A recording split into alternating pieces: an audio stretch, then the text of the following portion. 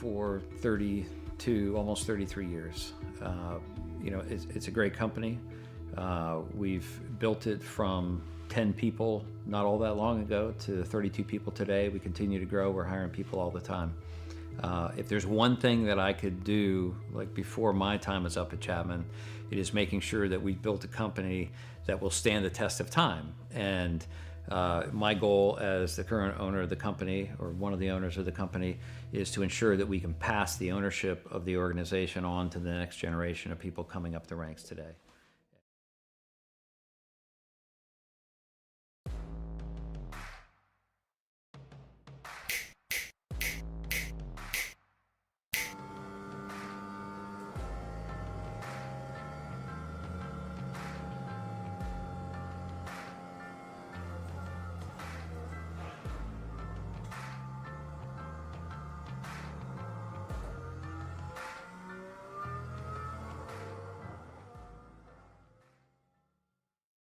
One area of our business where we impact the local communities pretty heavily is the school systems.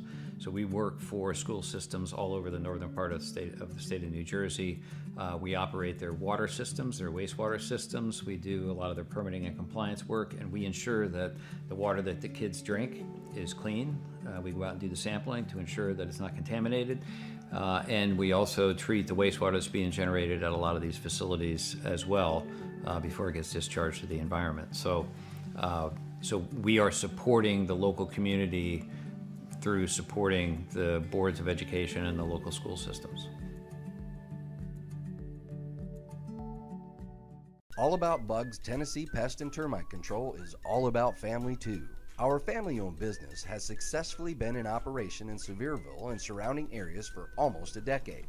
Especially during these times, a pest-free home is necessary for a sustainable, disease-free home or business. Our services include residential, rental, commercial, hotel, motel, cabins, you name it.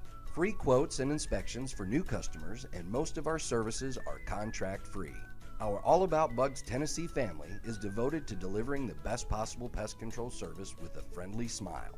Contact us at 865-453-5574 today. If it's bugging you, you should be bugging us.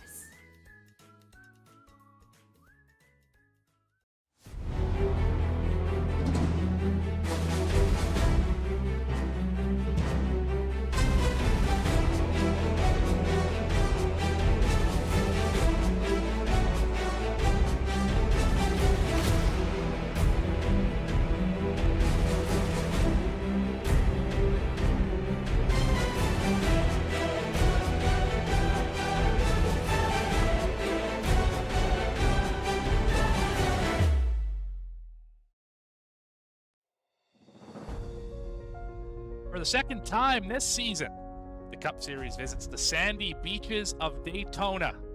Live from Daytona International Speedway, it's the Chapman Environmental Services Cup Series presented by Racing Revolution. I'm your host and producer, Morgan Cook. Logan Threlkeld makes his return to the booth tonight, and you are watching V-Speed.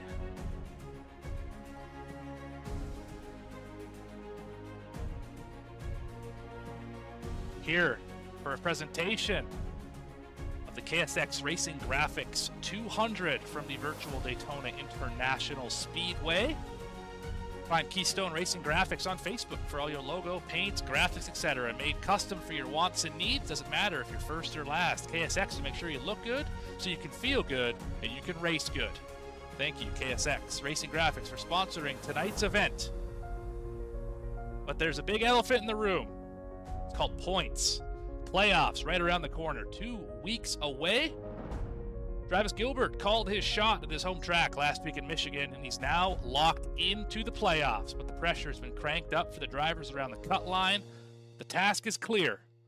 Unless we have a Harrison Burton-esque type winner this evening, the points look like this.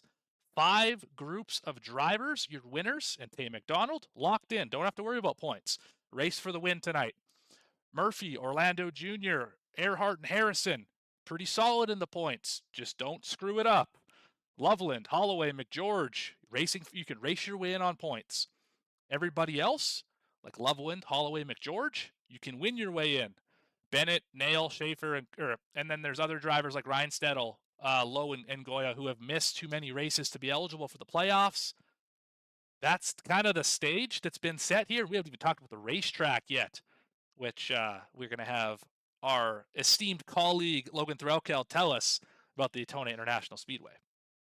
Well, Morgan, it's Daytona. What more can I say about that? We've got 2.5 miles of high banking 31-degree turns, and it's going to be full pedal to the metal all race.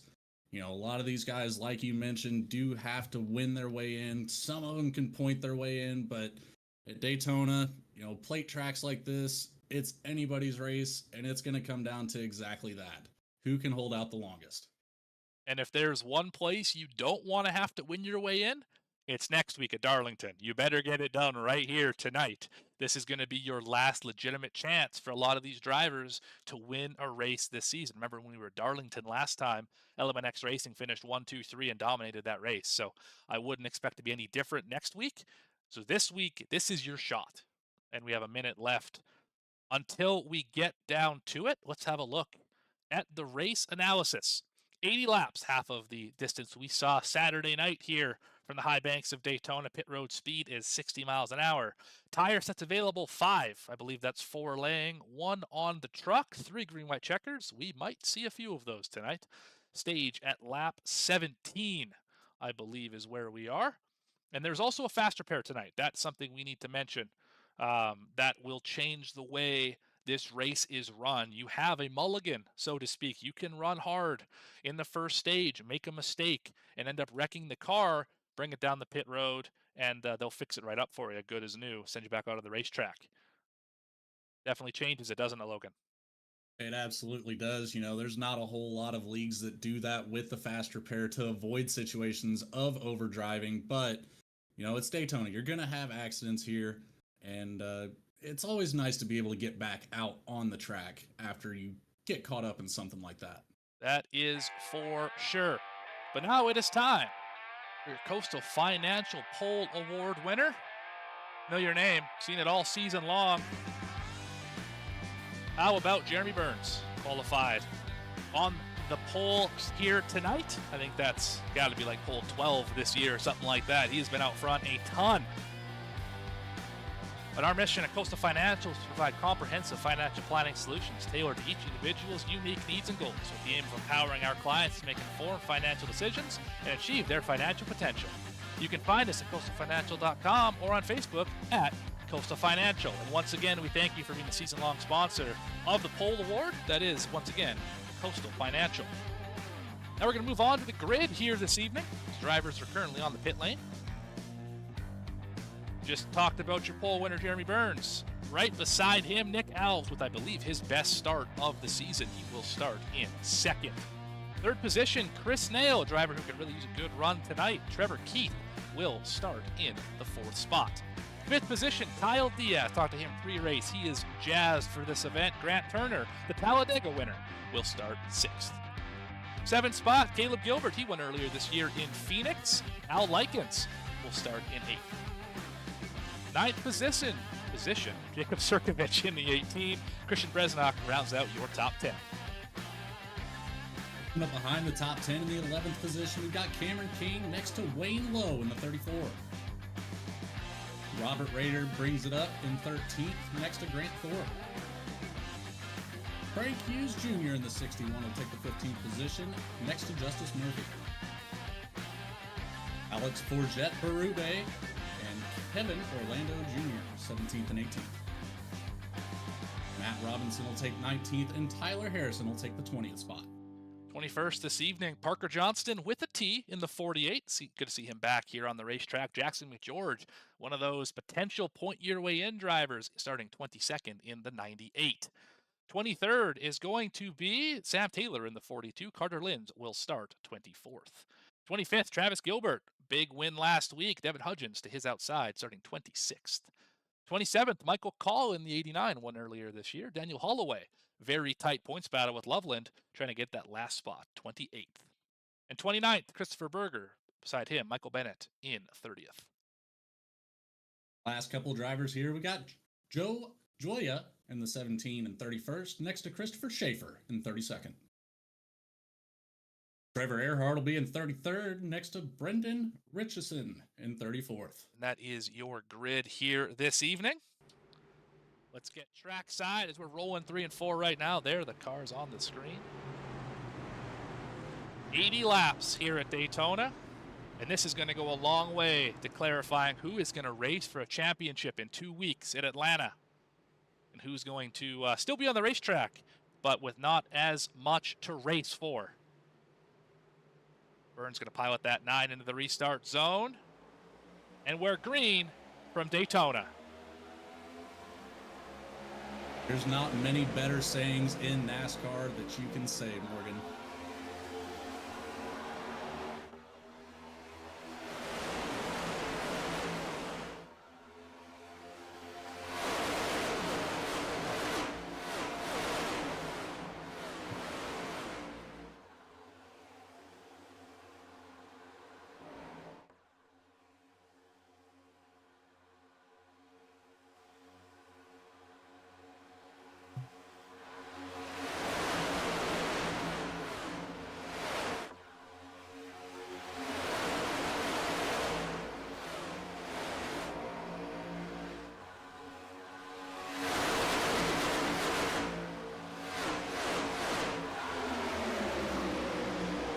Burns going to lead lap number 1. You can already see 2 distinct packs developing. At the top 27, you got Michael Call leading this little group here in the back. Some drivers who have pointed their way in already based on winning. Some drivers who are just trying to stay out of trouble. So far, we got a battle for the lead. Grant Turner going to the point. Got Al Likens, the big old shove down the backstretch.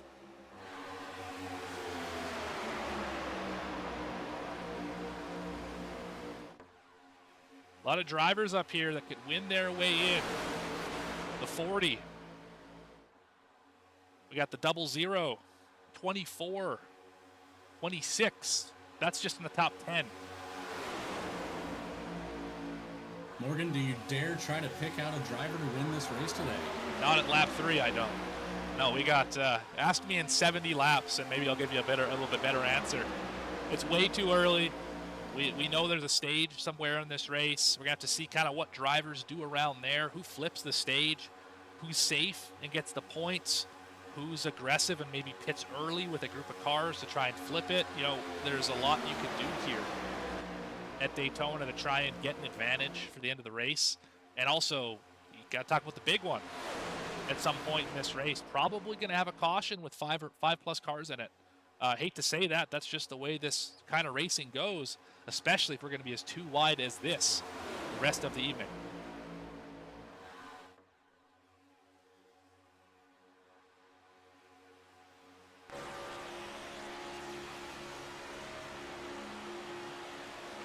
Look back at Al Likens. This is Grant Turner leading the top lane. Kind of what it looks like out the rear bumper. See cars sawing back and forth on your deck lid, just trying to push you in the right direction, but they are losing spots quickly. Grant Turner back to the 6th spot, top 5, single file on the bottom. Surkovich trying to make it top 6, and he may just do that. I think he will. Turner's going to try and slide down. Not enough space. Now there is. Don't want to get hung out in the middle here. That is for sure. Yeah, this is the last place you want to be at a track like this.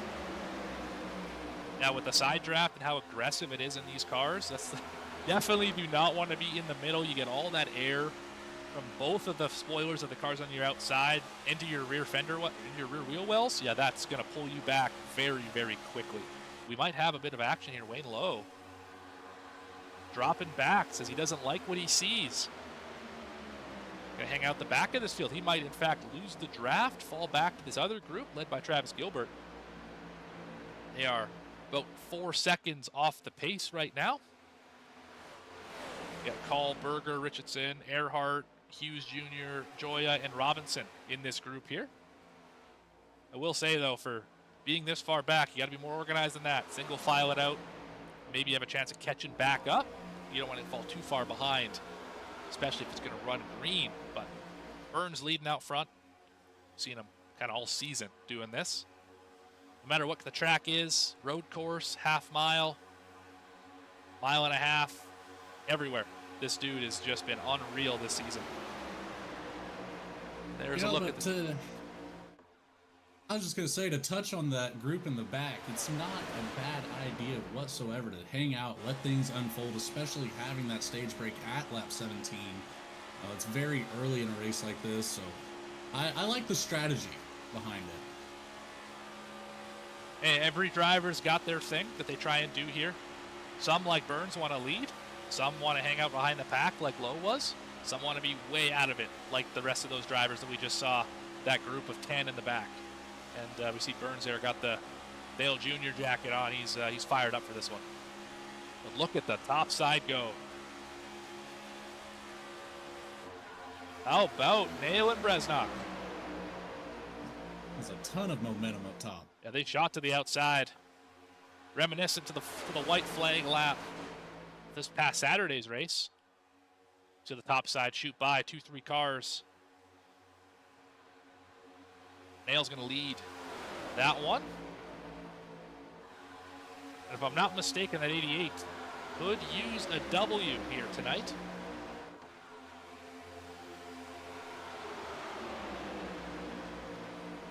Yes, that would help him significantly.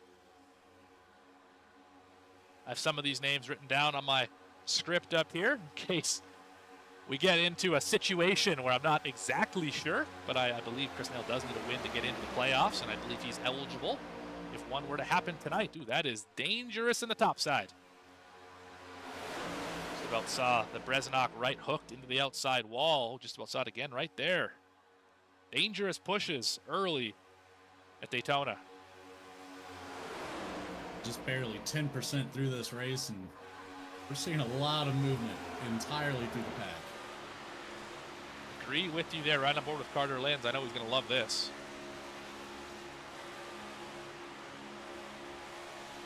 Look at the driver, running 19th. This is just how tough it is.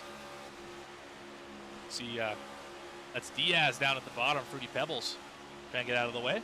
This is just how tough it is to pass here. I mean, where do you go? You shoot it up the middle? You just hope your lane gets faster, but I mean, are you going to get 10 cars faster to pass the entire bottom? How do you do it, right? That's the really difficult part of this style of racing is what do you do when you're in 18th, 19th to be able to benefit yourself and get through the field? You know, it's hard to benefit yourself at a track like this. It's really all going to be about teamwork. You've got to have somebody follow you if you're going to try to run that middle line. If you try to sneak down there with no draft partner, you're not going to make any movement except for backwards. You are right about that. It is hard to win at these racetracks. Daytona, Talladega, Atlanta. Because as you just said, it requires more than just yourself. You know, most racetracks drivers go to, it's just how do I do? How well can I hit the apex? How well can I carry speed through the center and off the corner? Here, it's how well can the guy push me? How well can the guy behind him stay tucked up to his back bumper and give him the bubble he needs to get to me? It is far more complex than I think we give credit for typically.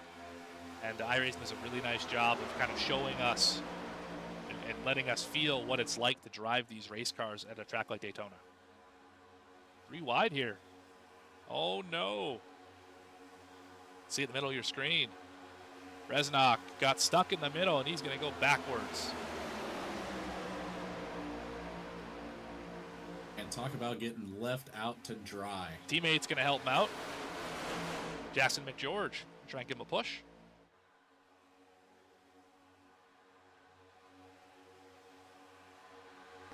Now we got 3 lanes.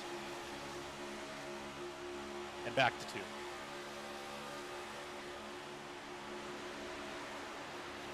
As tough as it is to say, I love good hard racing, but I do like to see, good green flag runs, even if it does mean just a 2-lane race.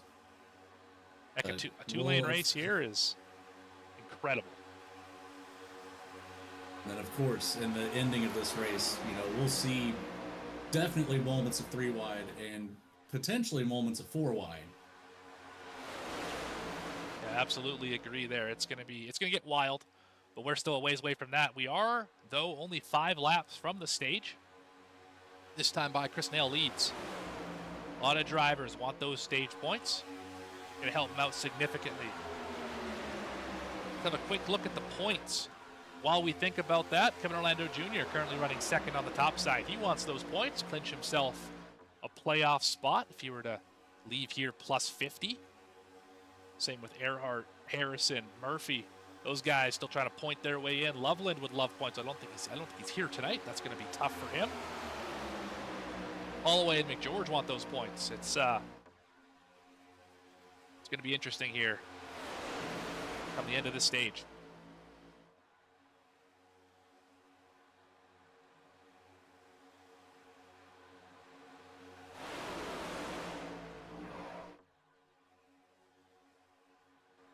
And I'm hearing a lot of chatter on the radios here. Some of these guys thinking about flipping the stage and pitting early. We'll see kind of what strategies will come to play of this and see if there's going to be a new leader once we come out of the green on the stage break.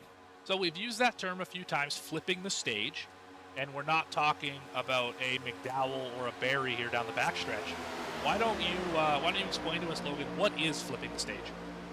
So flipping the stage, to break it down simply, is going to be pitting before the pit lane closes as the stage comes closer.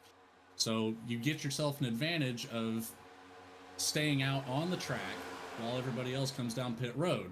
As you see here on the screen now, we've got a couple guys already going in for this. And surely you're going to have multiple cars coming down pit road once the stage break happens. So all of these cars theoretically should end up in front of everybody that comes down pit road for the stage break itself. That's right. Tire wear not really a factor here, not in this car. So being able to pit early for the fuel is helpful. Yeah, the tires don't really matter all that much, so you're not going to lose anything by staying out at the stage. So yeah, great breakdown. That's what a decent amount of drivers are trying to do, especially if you're running in that second pack, and I believe they all pitted. Where are they on the track right now? Schaefer just exiting turn 2. He, I believe, is the leader of that group, although he is well ahead of Hughes and Gilbert and the rest of these guys. Let's see.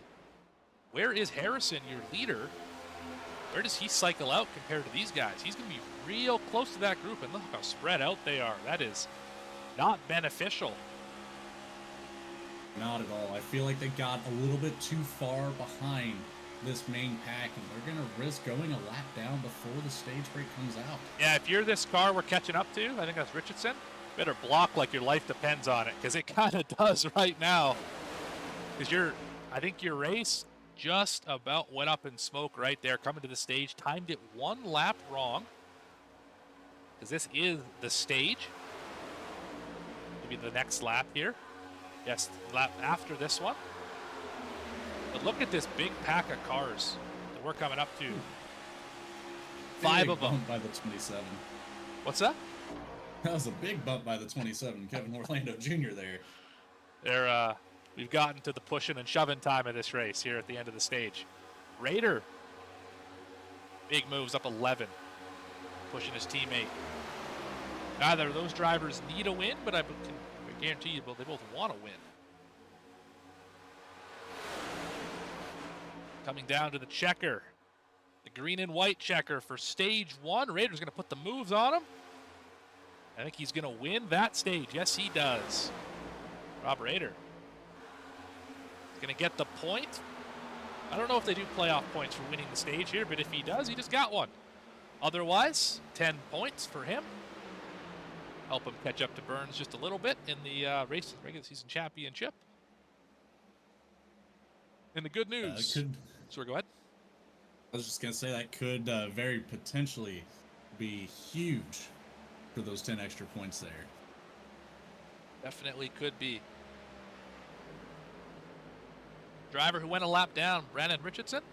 Not always bad for this driver. He's the only car 1 lap down. We'll get the lucky dog here right away, as this is not a caution for cause. Obviously, this was the stage. Very fast stage here at Daytona. He'll get this lap back, and then we will again have 34 drivers on the lead lap.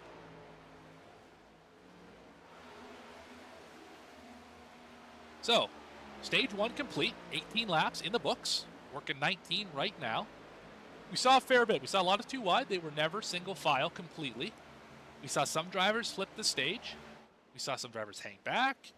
A lot of comers and goers. How would you assess that first stage, Logan? No, it's very clean racing, obviously. Full green the entire stage, so that's always a good plus. It's going to be a mix-up here coming out of the stage break, having a lot of these cars coming in to get that extra fuel that they're going to need, and seeing those drivers that flip the stage come out in front of this pack after they've been well behind the lead pack the entire race. So it's going to put an interesting spin on it. And we'll see how everybody kind of stacks up after this. That's a good call. Different players up at the front of the field. That will definitely change the way this race is run. That's a good point, because we've so far seen, Element X up here, Burns, actually all 3 of those drivers have led, Burns, Gilbert, and Rader all led this race. We've seen a lot of the 27. We've seen, the 45 lead a little bit. The 21's been up here. Likens was here. Bresnock, the list goes on. But now we're going to see different drivers. Christopher Schaefer is going to be up at the front. He was the first driver to hit pit road. Diaz is going to be up here. He fell back earlier. Hudgens, Berger, some drivers we haven't seen yet. What is it going to look like? And that's what we're going to find out here in about 3 laps when we're back racing. Here we are on the pit lane. Every driver going to fill it up, possibly 4 tires.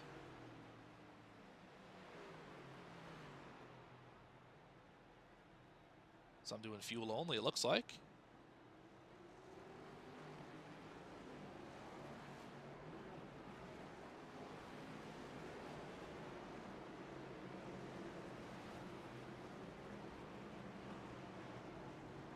This is one racetrack where, especially this early in the race, I'm not too worried about losing track position. Not a big concern of mine. Definitely not. Just get on and off pit road, and that's all you need to do. But let's have a look at those points again. And let's say you want to dial up someone. Yeah, surely. Who would you like to talk to, Morgan? Let's go grab... Oh, that's a good question. Let's maybe go find Kevin Orlando Jr. See what he's got to say. Calling Kevin Orlando Jr. Exactly are we in the field? Kevin Orlando Jr. You'd be 15th, Mr. Orlando Jr. This is Morgan and Logan up in the booth. You got a copy. I got you loud and clear. Thanks for that. I was trying to figure it out because iRacing's still telling me I'm in 5th. Ah, 15th it is for you. 15th it is. Yes. I'll take it. Fantastic. All right, so got some stage points there. You came into the race 75 above the cut line, so you're pretty good. How did getting stage points make you feel in terms of your eligibility to lock into the playoffs going into Darlington next week? Really gotta look more for the finish of this race. The stage points is kind of the little security blanket, if you will, just in case I don't get the finish I want to get a few extra points to make up for it. But coming in Darlington, looking 75 points above, I basically just have to get a half-decent finish at both of these, and I'll be happy. I think we'll be all right.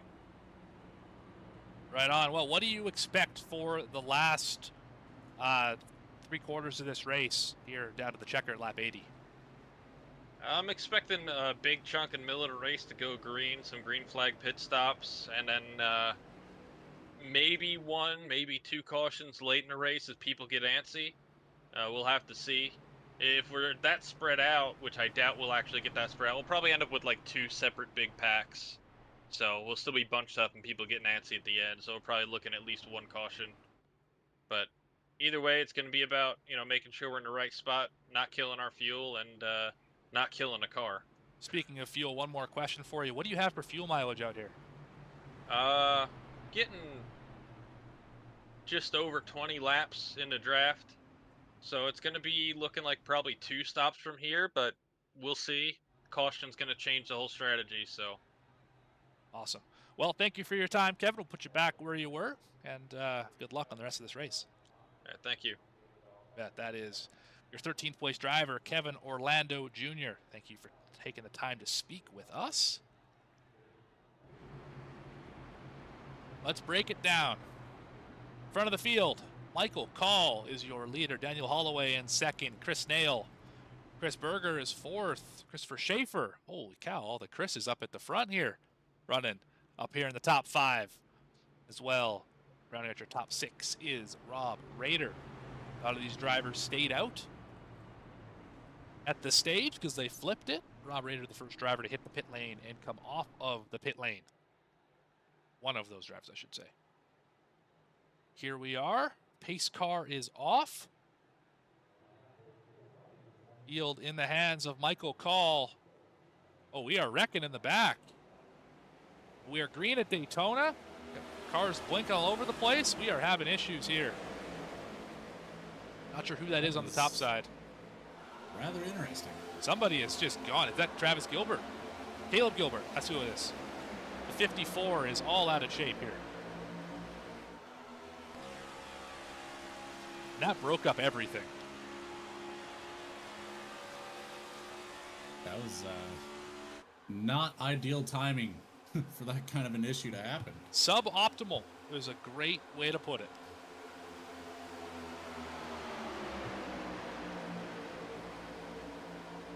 Raiders getting aggressive here. Lap 22. Oh, top to bottom. How do you do? He's going to lead this lap. As you were saying, aggressive.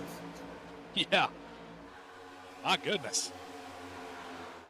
I guess he really wanted that lap led. I mean, whatever works for him. As long as it continues to work for everybody else, I guess it's no harm, no foul. That is absolutely right. Let's ride on board with our race sponsor this evening. Be a terrible injustice to not do that. Trevor Keith. KSX Racing graphics on the hood, quarter panels, deck lid, rear bumper. It's everywhere on this 15 riding in the 5th spot. See if he can win another race this season. This was our Iowa winner earlier in the year.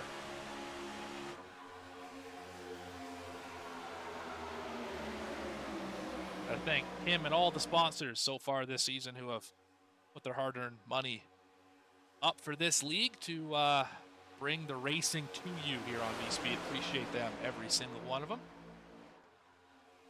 And if you're enjoying what you see, don't forget to like and subscribe to the channel. You found us on YouTube, you might as well stick around a while. Hit the like and subscribe button, the little bell icon notification. Make sure you spend some more time with us here as we're going to get real busy throughout the fall. A lot of racing coming at you, a whole bunch of different leagues, a lot of different cars. It should be thrilling. More Logan, too. More Logan. We want that. More Logan. You'll see me in the booth and you'll see me on the track Saturday night, so definitely stick around for that. As like Morgan said, we have racing here just about every single day of the week, so you don't want to miss out on any of it. I'll be racing Friday night if we're going to plug our own racing schedules.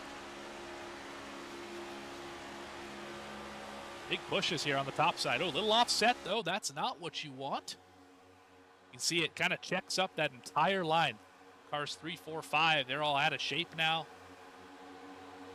can see Christopher Berger in that Doritos car trying to follow the 89, but is unable to do so. Murphy's going to get to the inside. Remember, this is another driver, Justice Murphy, who is pretty solid in the points, plus 75 coming in. Needs a good day, but a win solves everything. Win will clinch. You don't have to worry about it. So he wants to get that right here. Always a good feeling to not have to worry, especially this late in the season. He's got his teammate right behind him in the 15. We just talked about him, Trevor Keith. Yeah, 2 by 2 by 2. What is that, 20 rows deep? Every bit of it.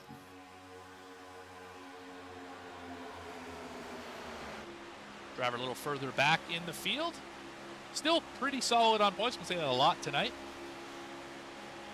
That is Tyler Harrison, who did not turn the driver cam on today. That is an unusual occurrence here for the driver of the 45. Came into this race 39 above the cut line. Unfortunately, unlike NBC and Fox, we do not have live points updating, so the best I can do is give you what they were coming into this race. Apologies if that is a touch outdated and possibly confusing, but that's simply the best we can do here on V-Speed at the moment. The bottom side is surging. Raider doesn't want any of it.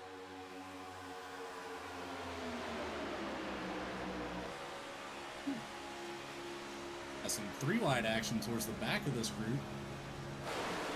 Starting back here with the 22, shooting it up the middle. Followed by the 26. Yeah, 26 needs a win. 22 is the teammate.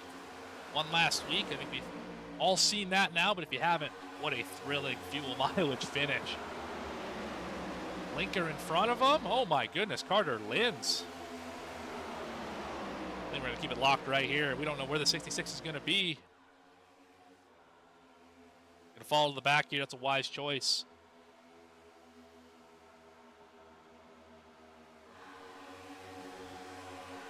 And I tell you what, Morgan, there's only one thing to say about that type of situation. It's you bought the whole seat, but you only need the edge.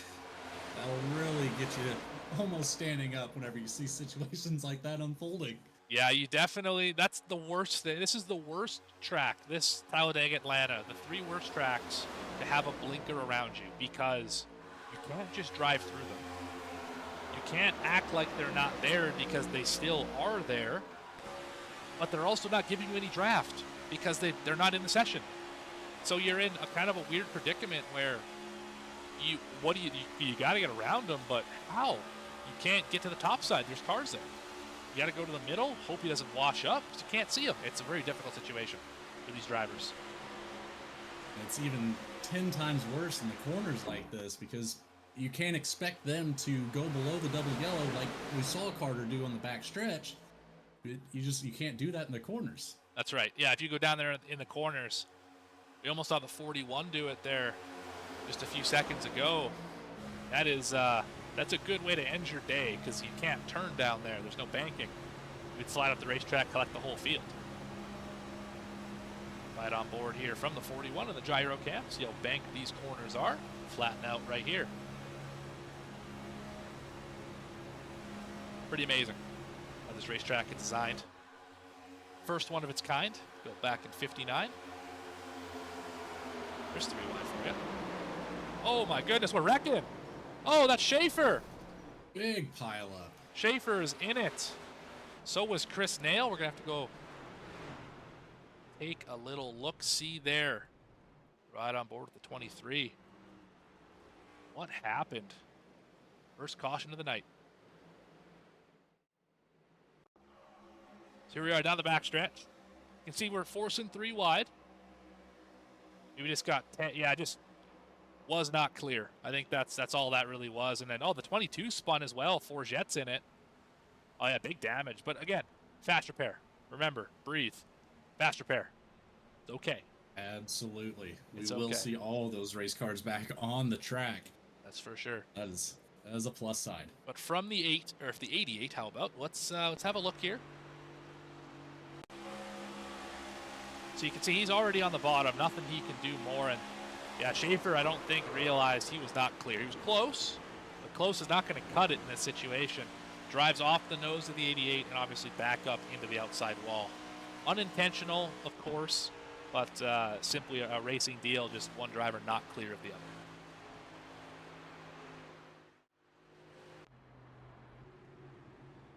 Morgan, you mentioned the Daytona 500, the first race in 1959 when this place opened up. You care if I shoot you a couple fun facts here on that?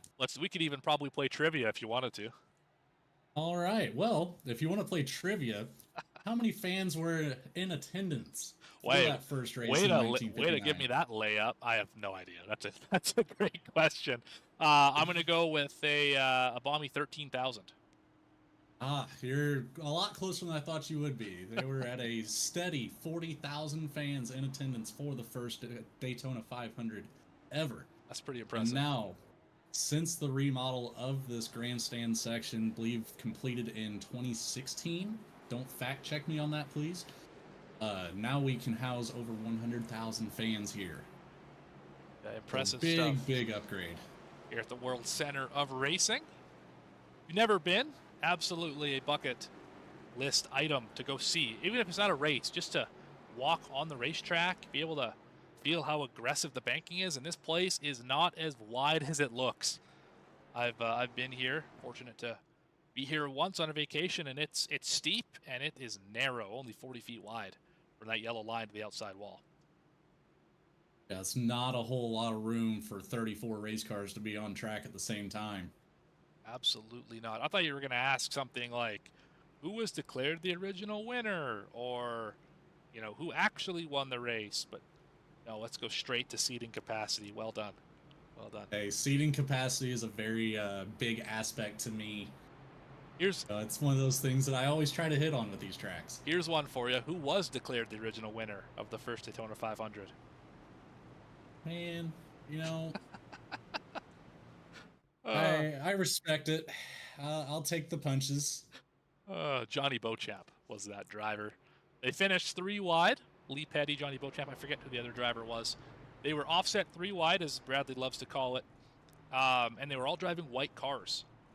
And they declared Beauchamp the winner, and it wasn't until 3 days later when a photographer who was at the start-finish line on the pit road side came forward and said, hey, I have a picture that says otherwise. And it showed very clearly the 42 car of Lee Petty was, in fact, the winner.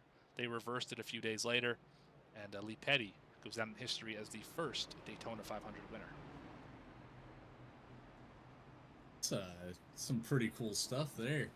And obviously, if you've ever seen the picture, like, that was in 1959. The picture looks like it was taken in, like, 2001. Like, it is one of the clearest pictures I have ever seen of moving cars. It's incredible. Yeah, and to think, you know, the camera equipment they had back then was not set up for high-speed photography, so, I mean, fantastic job to snap a picture of cars flying by at, you know, 160 miles an hour plus back in the day. That's pretty impressive. Absolutely right. We have one driver who is a few laps down. That's Devin Hudgens. Not sure exactly what happened to the 84 machine. Chris Schaefer 1 lap down after being involved in that last caution, although his car should be rolling. There he is. Brand new hood on that thing. Everybody else still in the race with various levels of complete cars. The 22 is in it. His car looks good. I think the 19 was also involved. Where is Mr. Forget? There he is. I believe that car has also been repaired. That car has most certainly been repaired. If I recall correctly, it did not have a front end after that incident. Hey, you don't need that. There's a look at the driver. Alex Forget, 29th, obviously involved in that accident, but that'll not be the last we hear of this driver. There he is. All right. Back up front, Justice Murphy is your leader.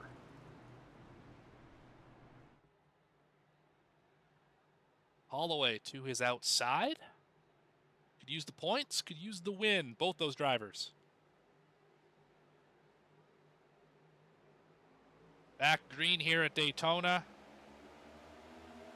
A lot cleaner start this time. Did not have the blinking car on the outside, or the inside line, sorry.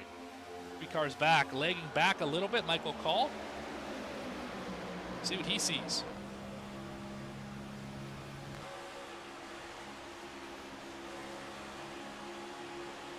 Heard that massive checkup. We've both been there, eh, Logan? You get a huge run on somebody, know where to take it, don't want to wreck the field, got to lift. Yeah, that's about the only thing you really can do in that situation. It's terrible because it kills all the momentum that you thought that you had pulling up to the car in front of you. And it's a disheartening feeling, but you know, so much race left, you still have plenty of time to recover, obviously. And not even halfway at this point in time, and this pit stop does interesting things. It puts you off sequence by about 10 laps to make it to the end. You might see some strategy, probably see some drivers at the back of this field, maybe a Jackson McGeorge, maybe a Caleb Gilbert, save some fuel, maybe a Kyle Diaz just in front of that 54, save some fuel back here, run quarter throttle, half throttle, just to try and make it a couple more laps than your leaders. That'd be interesting to see. You said last week came down to a fuel mileage race. Very high potential for a race like Daytona to do the same exact thing. And not the first fuel mileage race we've had this season. We're back to Pocono. That Grant Thorpe victory was a thriller, and I believe Michael Call also won a fuel mileage race earlier in the season as well. It's been one of those seasons here. The last 8 races or so have been much different from the first 16. It's been an impressive year. A lot of these drivers put on great showings week in and week out, and it's been thrilling to be a part of. I'm glad to be here every week. Glad VSP is able to cover it, and that all the sponsors are on board. Your Chapman Environmental Services Cup Series, Coastal Financial, Ultimate Exterior Lighting, everyone who's on board here, Buttkicker, and KSX Racing Graphics for this one. Erhardt Homes, White Flag sponsor. It's been just an incredible season, and we're almost on the regular season, but about to get into the playoffs and crown a champion. It's that time of the year, Morgan. It's been a long season for these drivers, but like you said, a lot of people involved. It keeps the wheels rolling here, and big thanks to everybody there for that. Couldn't be more happy to be here tonight for Daytona once again. Just working up to halfway. 2 steady lines. 2 by 2. That is the entire field. Every single car, all 34 of them, packed into 2 rows.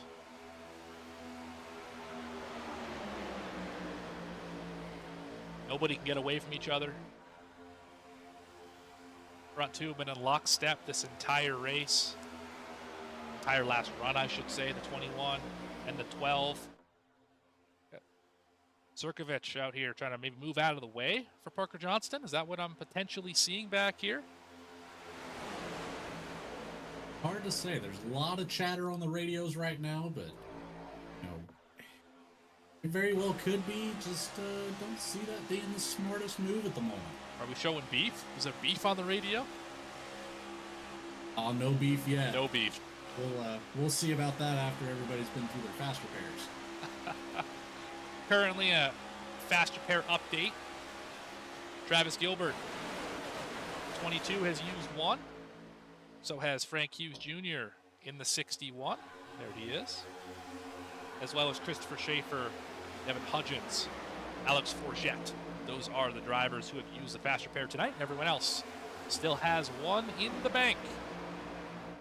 So we're single filing out at the front. 3 cars decided, yep, we're going to ride on the bottom. Holloway says, nah. I'm going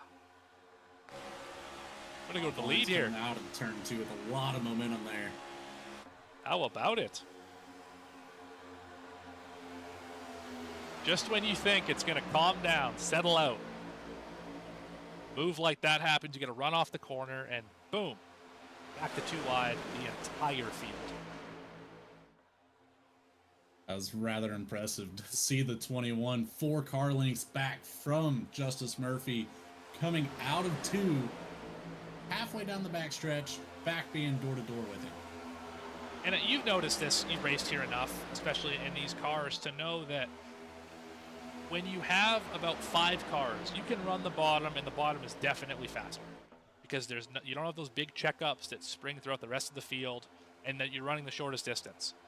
But when you have a big pack like this, the top side tends to be faster because you don't have those massive checkups where you everyone gets to run down the backstretch, but you can't push into the corner. So the top side, you have kind of more room to fan out and not worry about it. The top side tends to be faster in these situations until everyone bails like this and leaves the 36 alone on the outside up at the front here. But the top side tends to be better in the big packs, and definitely is the place I would want to be if I was at the end of this race.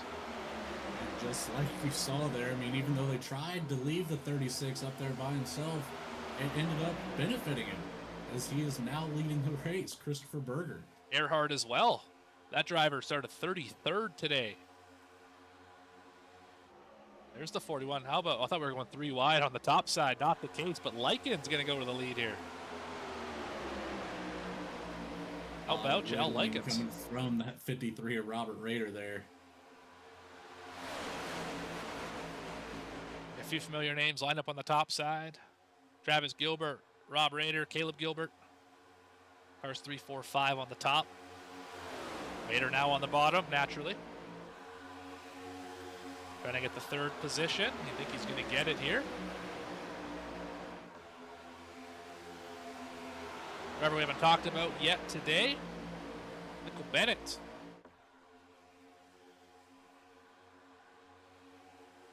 There's that driver right there. Right on the top side. The Slurp soda machine. Sure is. I would call this one of the more iconic paint schemes I've seen this season. I don't think it's changed at all. Very easy to pick out. So thank you for that, Michael. We'll have to say that is a top-tier paint scheme right there. Currently running in the 5th position. Behind him, a win and you're in driver, Nick Alves. There's Nick. That gold Coastal Financial 24.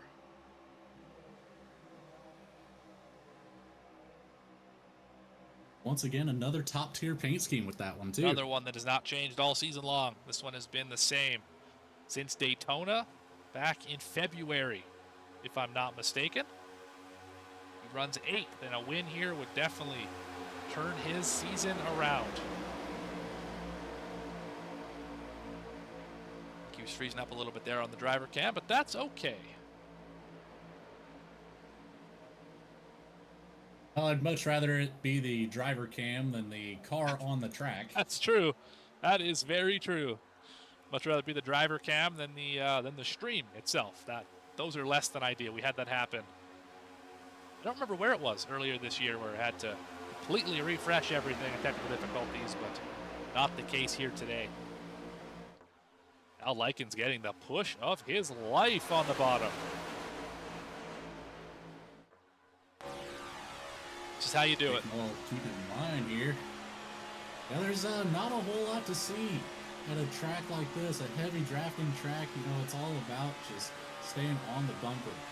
So sometimes you got to peek out and get you some fresh air on the front of these cars just to cool them down a little bit. But for the most part, that's all you're going to be staring at is the back bumper of the car in front of you, unless you're in the lead. I'm going to point your attention to the dash here, unfortunately, because I am not the spotter of the 22. I cannot see the oil pressure and the water pressure and the temps and all that stuff. I'd love to see it, though. It'd be great to see what the temps look like as it's getting hot up at the front of the field. Bobbing and weaving, pushing and shoving. Just past halfway, lap 45. This race has yet to spread out. I don't know if it will, although we got to be getting close to pit stops. Heard in the in-race report for Kevin Orlando Jr. about 20 was the magic number. We're sitting at 14. Meaning about 6 laps. Oh, a car in the middle. Lykens, that was close. He just about got turned. Very close. A very bold move for Lykens, but paid off for him. It absolutely did. Sam Taylor back this week. 42, 18th. See him back here.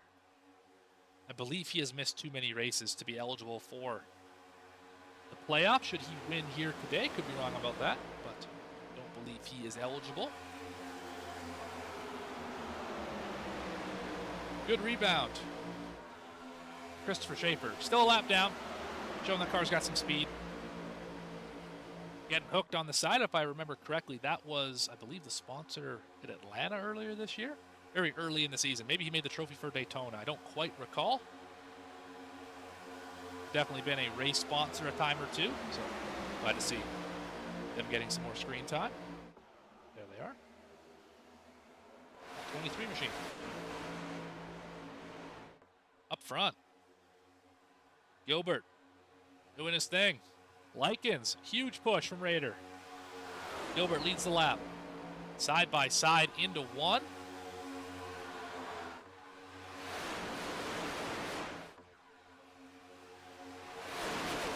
Still no separation. Gilbert very lucky to get that lap led.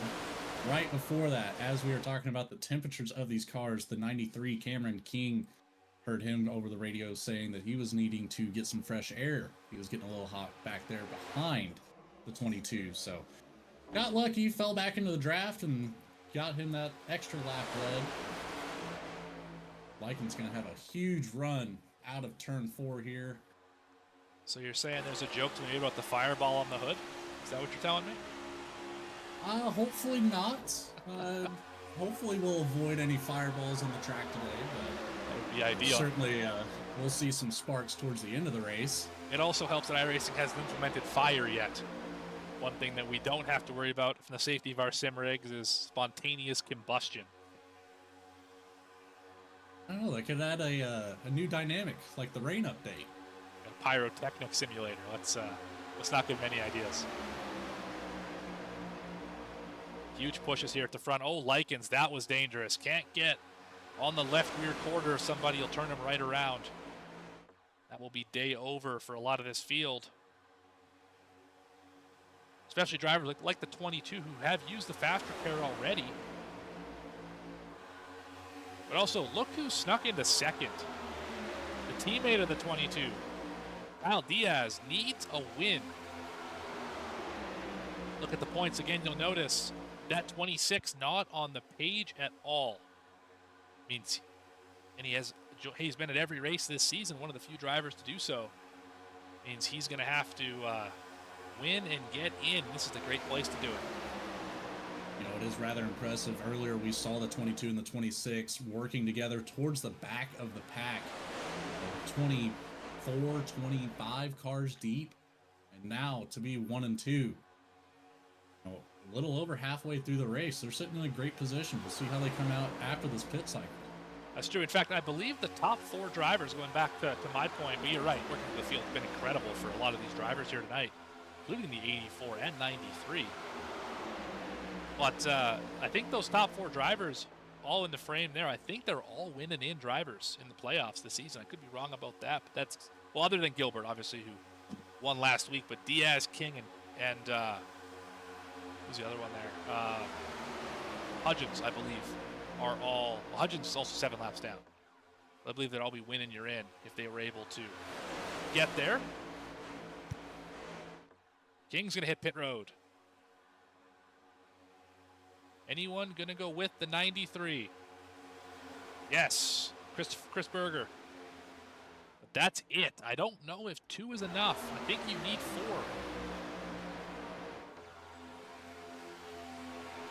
See what happens this time around. It's off the backstretch. That's a tough call to make, Morgan. 2 cars around this track versus, you know, anywhere from 6 to 10 in a row. It's going to be a very tough situation to catch back up to the pack. Yeah, definitely a difficult situation. Those drivers are going to need somebody to have an issue or to, you know, hopefully latch onto a pack. That's really the only way they're going to be able to join up and have the pace as everyone else. Because they are the only 2 drivers outside, other than Wayne Lowe, I believe.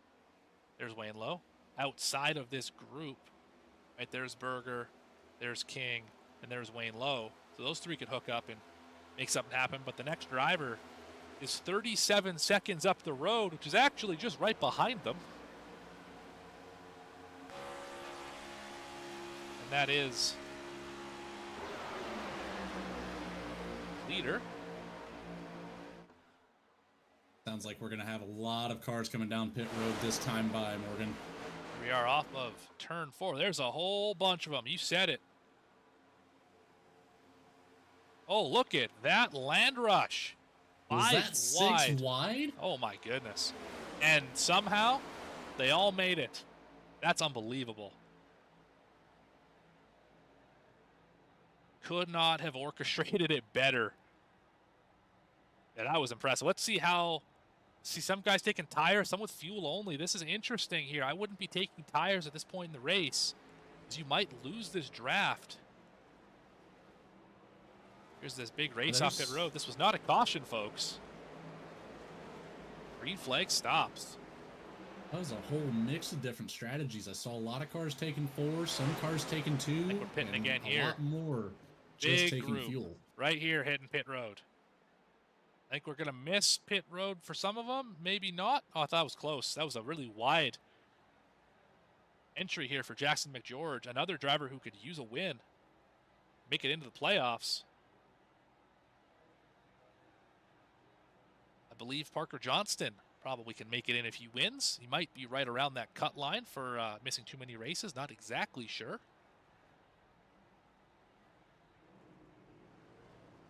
Leader.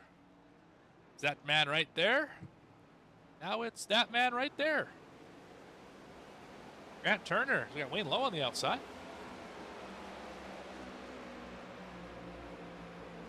This, for the moment, is your leader. Grant Turner, let's have a look. Behind him, and there's a pack of cars, including one Michael Call, who's going to take over the lead right now.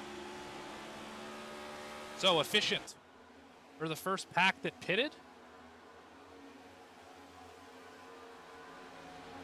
This room is on fire as always. That was rather unique to see the background there for Grant Yeah. Turner. I like that. Oh yeah. We keep it spicy up in here. Riding on board with the 8. Brandon Richardson, who was just as heartbroken as I was at the result of Saturday's Cup Series race. Kyle Busch fan, obviously number 8 on the side of this machine. Nice to see old Rowdy punch the ticket. Not able to do so this time, but he's running 4th right now. Leading this second, what I'm going to call mini pack, only 3. Getting a crazy push from the 53. Sam Taylor just chilling. So let's have a quick breakdown of where we are. We need to pit one more time. So we're about 24, 25 to the end of this race. Can't make it from here. Paul out here leading. Behind him is Diaz, Gilbert, and Richardson.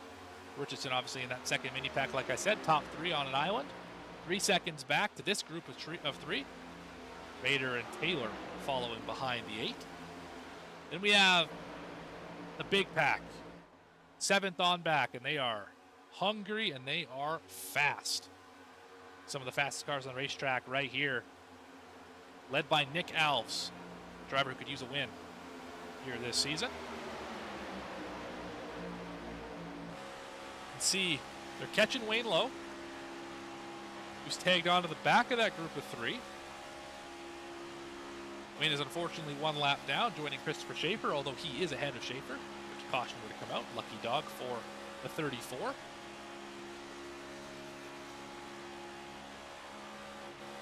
So you got the big pack, which is 7th through about 29th. Last driver in this pack, Jeremy Burns. There is Mountain Man himself. Christian Brezenock has unfortunately lost the draft. He's got Al Likens with him. Those are the last 2 drivers on the lead lap. They are about 19 seconds, 20 seconds off the pace from the rest of the field.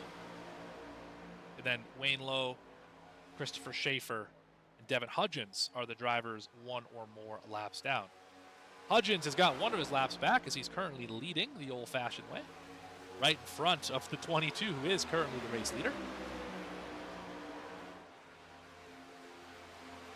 20 laps to go. Logan, pretend you're in the driver's seat. Pick any of these cars. Where do you want to be? And if you're not where you want to be, how do you get there? Well, the logical answer is I want to be at the front. But with how these drivers have been tonight, only the 1 natural caution. It's been a very clean race. So at the front would be preferable. Middle of the pack, you know, it's gonna be a lot of teamwork to catch back up.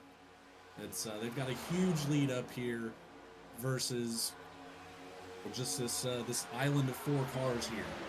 Now, they've got a chance to make up some room, but I don't know if 20 laps is enough to make up 4 seconds at Daytona.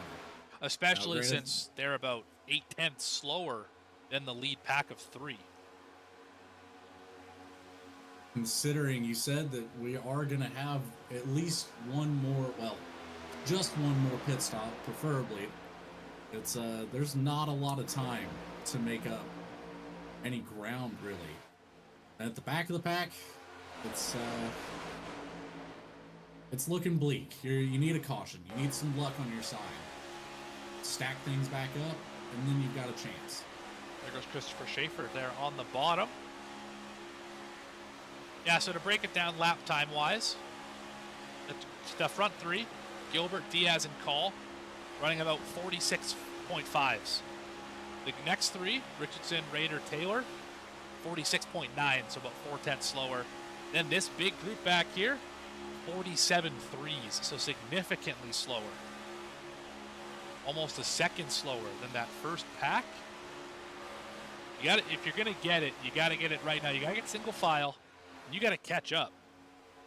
Although, if any of those little groups, talk about the lead group and the second group, any of those have even the slightest hiccup where they lose one of their cars, 2 of their cars on the pit stop, game over. They'll be back in that lead pack before you know it. Jeremy Burns has lost the draft. So has Bresnock. Carter Linz. There's Carter Linz, just having connection issues. Not sure what happened to Burns, but he is 12 seconds off the pace. Maybe just trying to relax here before maybe the storm happens. Obviously, he doesn't need any more wins this year, but I'm sure he'd want a couple more, naturally. Yeah, absolutely no reason to not try to go out here and win.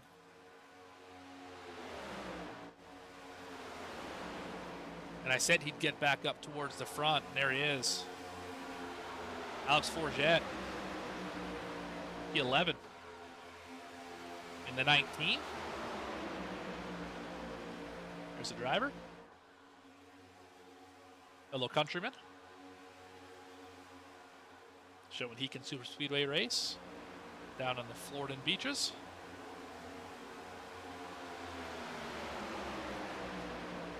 This might be a good time for a through-year field, in fact, since we're all single filed out.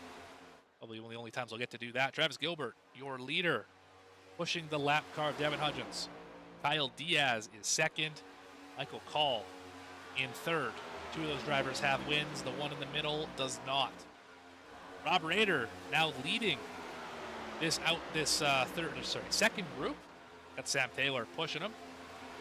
Wayne Lowe is a lap down, but Richardson is not, and the pack has caught this group. About to get spicy here. McGeorge, Alves, Gilbert, Bennett, Forget, as we mentioned, Grant Thorpe, Grant Turner, Matt Robinson, Christopher Berger. This could all change in a split second. Cameron King, Frank Hughes Jr., what a great rebound, 17th. Kevin Orlando Jr. got some stage points early. Talked to him at the break. He is 18th. Chris Nail, 19th. Your top 20 belongs to Joe Joya. Harrison's 21st. Erhardt, Murphy, Johnston with a T, Holloway, Sirkovich, TK, your race sponsor, Trevor Keith, Carter Linz, Jeremy Burns, who has got some help from Bresnock and Likens.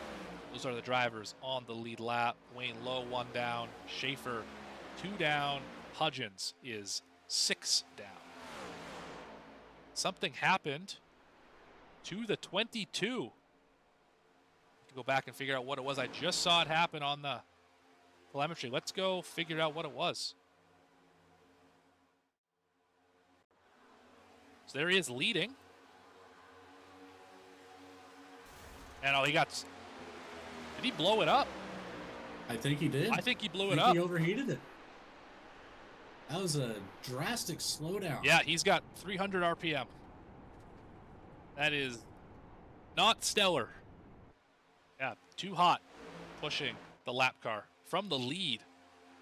Blows the motor. I don't It think looks I've like he ever seen the leader blow it up. It's not too often that the leader is pushing a lapped car, though. That's true as well. It's an inopportune time for the 22, but he definitely had enough momentum to make it to his pit stall. The only question is, did he still have a fast repair remaining? He did not. Remember, he was caught up in that very first accident. He was. So that should be day over. For last week's winner, who's already left the session, he will finish 34th here this evening. You know who that really doesn't help either is these three right here. His teammate, Kyle Diaz, and Michael Call. As they are now, they used to be faster than that big pack behind them. They're now 3/10 slower the last lap. And I imagine that gap is only going to decrease. Kyle Diaz, driver of the 26, he really is going to have to... Oh my goodness, it's a land rush. Wow. Oh, Raider just about wrecked. Into the grass. This must make it to the end. I think maybe a lap or two early, but if they say they can make it, they can make it. Fuel only for all these drivers. Make sure you get in your box properly. Don't miss. They got a single file out very quickly. We saw 3 wide. That was Grant Turner in the middle of it. Sorted out not too bad. It's tough to go too wide on this access road. You got to get it sorted. I think they're all able to do just that. Yep, everyone's single file. Now, Raider was the first one to hit the pit lane. He is 9th. Where is the leader? Diaz in the pit lane. Let's see, right on board with the 53, where do they cycle out? This is the race for the lead. And off the back bumper, not a ton of help. In fact, this group has broken apart.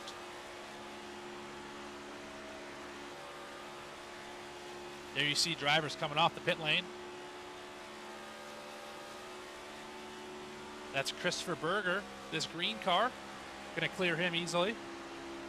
Richardson's next. Then Sam Taylor.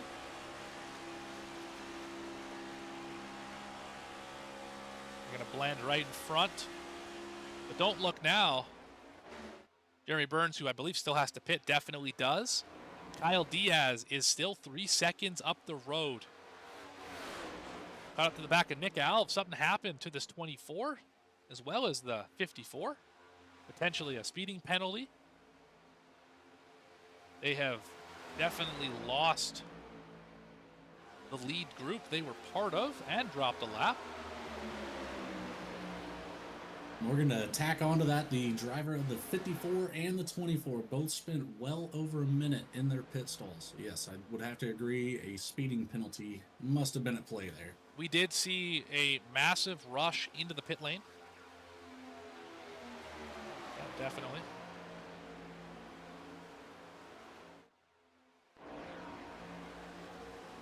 So let's break it down. Burns and Likens staying out, trying to stretch it. Not going to make it to the end, but they should be able to go another 4 laps by my calculations here. Diaz is currently, would be the leader. If things were to end the way they are after Burns and Likens pit, he's obviously 3rd in this group, being pushed by Call, pushing the 54 and the 24, who have had speeding penalties, as we just documented. Rob Rader, leader of this kind of 3rd little group. He is 5th. Little 4-pack there. Then well behind them, they are racing. Grant Turner, part of this group.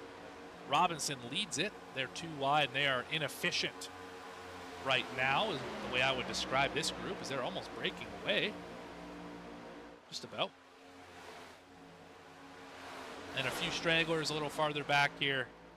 Richardson's part of that. So is Sam Taylor. Schaefer. Frank Hughes.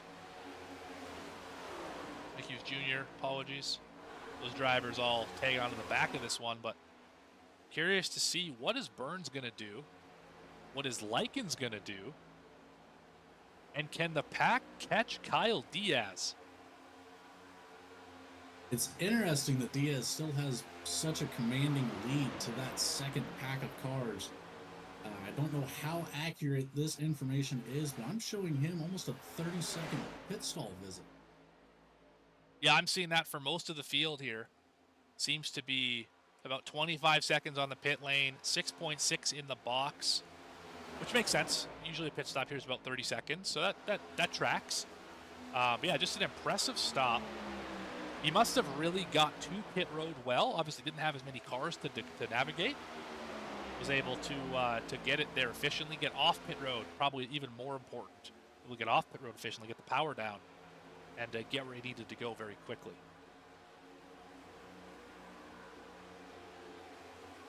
So we could see, like I said at the top of the show, a Harrison Burton-esque upset.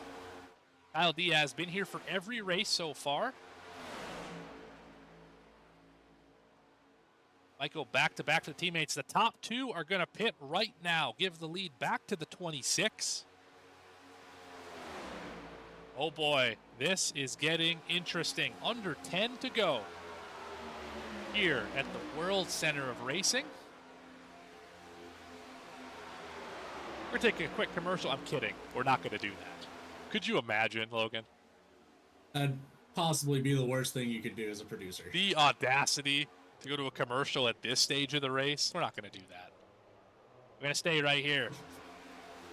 Leader takes the lead. 74 laps to do it before. Let's pick right now to do it. 3 minutes of commercials coming at you. Rob Rader still chasing him down, 4.5 back. Well, let's try it this time. What is the gap doing? It is getting smaller. You can see he is catching him. That was about quarter second just on the tri-oval. They're too wide. That is not going to work. You know what I'm seeing? Right here, the leader of this pack, the 53, and this driver, the 54. Remember, teammates. Probably doesn't want to help a new winner in the playoffs all that much. This Caleb Gilbert, I have to imagine that's what's going on here, because the 54 is destroying the run of the two on the inside. Side drafting has broken it all the way up. Diaz has got to be frustrated. He certainly is, especially being in a must-win situation like 26 is. But and the pack is back. It's racing, you know. It's a team-based sport. 5 to go. And look at this mess. Look at the pack. Where is Grant Thorpe going to go? Where does he catch them?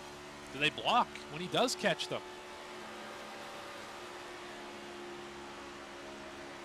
Remember, it's that blue car at the front. That's the one that 77's chasing down. Look, don't look now.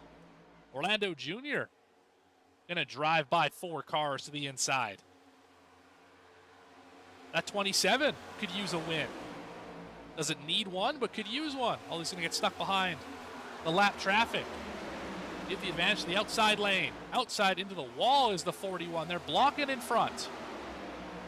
Big block. Down to the bottom. They're contact.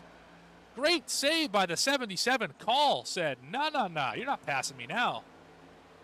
Erhardt with a big shove. Diaz hung out to dry. Paul Michael called the blind side for that one. Goodness gracious, can he block? That was a huge block that just pushed him right to the front, too. That should have wrecked the field. It somehow didn't. Erhardt on the back bumper. Another driver who doesn't need a win, but it would take the pressure off. 3 to go. Parker Johnston could use a win. So could Jackson McGeorge and Diaz. The list goes on, and they're still up at the front. Richardson could use a win. Holloway could use a win.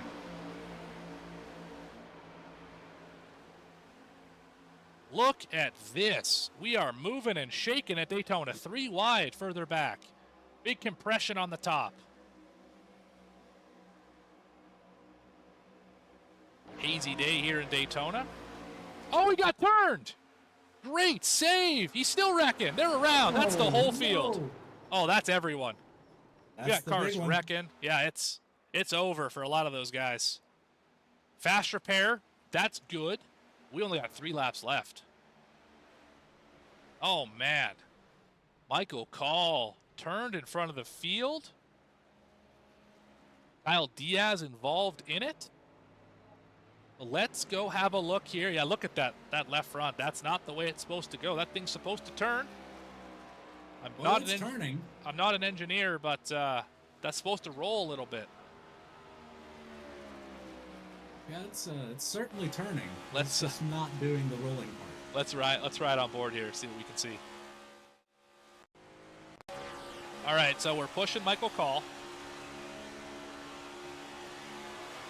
Little wiggle into the corner there, off the car in front of him. And I think he just didn't realize Call was going to go that high-low move. It's so hard, and he just gets caught up in it. Like it just gets engulfed. McGeorge is involved. Frank Hughes Jr., Richardson's in it.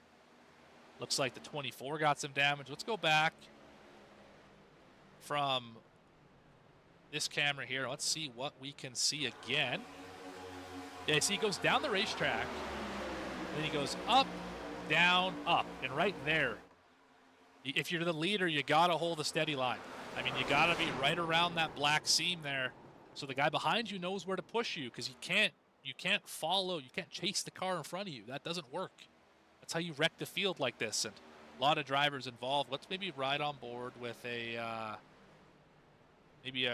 Grant Turner, see where he was. How about Richardson? Let's see what he had to see in this accident. So he's 4th on the top. See, there's the turn. Trying to save it, can't save it. And then he just gets piled into. And he's under all the cars. And there's a lot to unpack there. Yes, there is. A lot of drivers may have just had their playoff hopes dashed right there. That might have been it for drivers like Jackson McGeorge, Kyle Diaz. Now, their cars are fresh, yes, but there's only 3 laps to go, and they have to pass 21 and 22 cars respectively to get back to the lead. Brandon Very Richardson tall order. has to pass 16 of them as he wins the race off pit road of all those who pitted. Al Likens is now back in it. He's got a chance. Cameron King is 11th. Still, 3 laps to go. Can you get there with 3 laps to go? That's the question. Chris Nail could use a win. He's in 9th. I don't think Sam Taylor is eligible, but the 18 is. He's in 7th. Cirkovich could do it. All the way. He's right at the cut line. Look at the points. He is right below the cut line. He'll move above it now with Loveland not racing tonight. So he's 16th. A win would lock him in. Parker Johnston, I think, has run enough races to make it in. And then Erhardt obviously is pretty good with the 51 above, but he could also he could win, and that would solidify everything. Don't have to worry about it. So what do you do, right? This is what we expected. This is Daytona. This is the race before the cutoff. This is how it works. We knew that the last couple laps were going to be pretty heated. Wasn't expecting it to come to that, taking out well over a quarter of the field. And luckily, again, a lot of these cars still have that fast repair available, as we saw quite a few of them coming back out on the racing surface. But again, like you said, that potentially killed a lot of hopes and dreams for making the playoffs here. Yeah, you just have to really practice Darlington this week. If you're one of those drivers caught up in it and probably had it dashed tonight, you got to go out and set the world on fire out there in South Carolina. But I want to bring your attention to the nose of the 41. Maybe see it here off the turn 2 exit camera. Look how pushed in it is. You can see it right there. Big wrinkle. It's got the opposite point it's supposed to. That's better. Maybe better look at it right there. The splitter's bent up in the middle. That lane, Not how you want your car to look. that lane might not go as well. Maybe Rob Rader expects it to, who I think also has his nose pushed in. Maybe not. Maybe that's just a glare off the glossy nose of that 53. Oh yeah, it is pushed in. So it's the 53's nose. Yes, they're pushing hard on the outside line. You can see it. Good shot right there. So, Mr. Daytona race car driver, if you are leading one of these lines, the 41 or the 48, do you want the guy behind you on your back bumper pushing you in the restart zone? Are you telling them when you're going? Or are you just trying to launch and get out there? You know, I would have to say I'm just going to try to get as good of a launch as I can. You know, create that separation yourself and let them suck back up to the back bumper of you instead of, you know, potentially pushing you past the leader and giving you a black flag. You got to be careful not to have what happened to Kyle Busch happen to you, where he led on the final restart and the white flag did not win the race. We're back racing here. Green-white checker at Daytona. How about 3 wide for the lead? 2 cars with huge nose damage on the outside. Parker Johnston going to go to the point. Holloway right behind him. How about that 42 trying to make some noise? Oh, he's going to turn him. He turned him for second. They're wrecking again. Raiders involved. Nails in it. Oh, man. There goes Carter Linz. We're still green. Parker Johnston continues to lead. Here comes Kevin Orlando Jr. Huge push to the back bumper. This could be exactly what the 27 needed. A lot of drivers in here still. Holloway still around. How did he survive that? Cameron King still has a chance. I'm dumbfounded by no yellow on that. But don't forget, white flags in by Erhardt Homes. Love where you live. And here comes Erhardt. It's not over by any stretch to the top side. Trevor Keith pushing him. Cameron King pushing him. Sirkovich is there as well. Big rush. Down the back, Sirkovich gets turned. There goes Orlando. 2 cars taken out of it.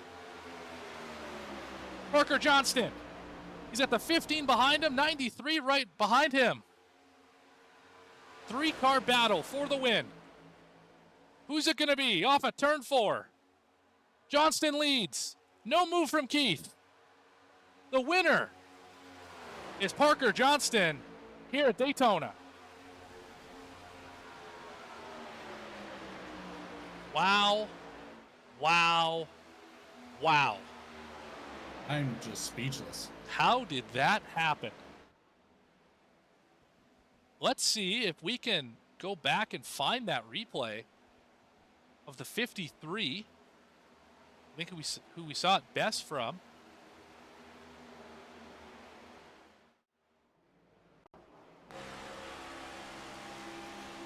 I think this is a little too late.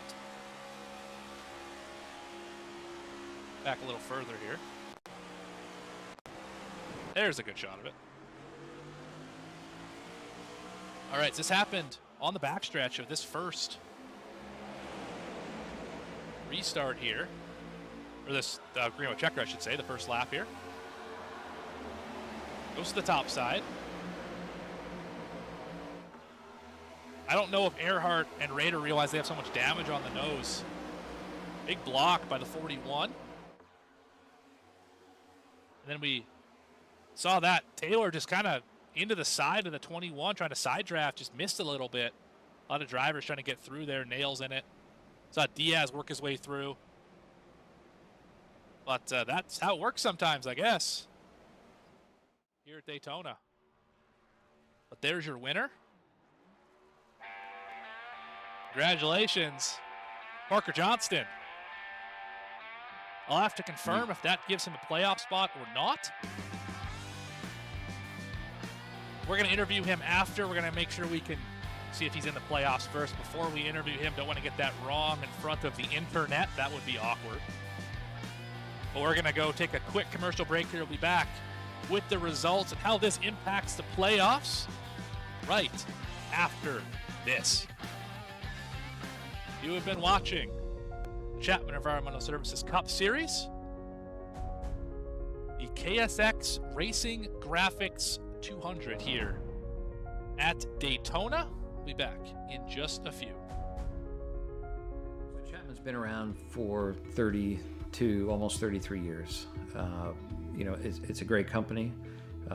We've built it from 10 people not all that long ago to 32 people today. We continue to grow. We're hiring people all the time. If there's one thing that I could do, like before my time is up at Chapman, it is making sure that we built a company that will stand the test of time. And my goal as the current owner of the company, or one of the owners of the company, is to ensure that we can pass the ownership of the organization on to the next generation of people coming up the ranks today.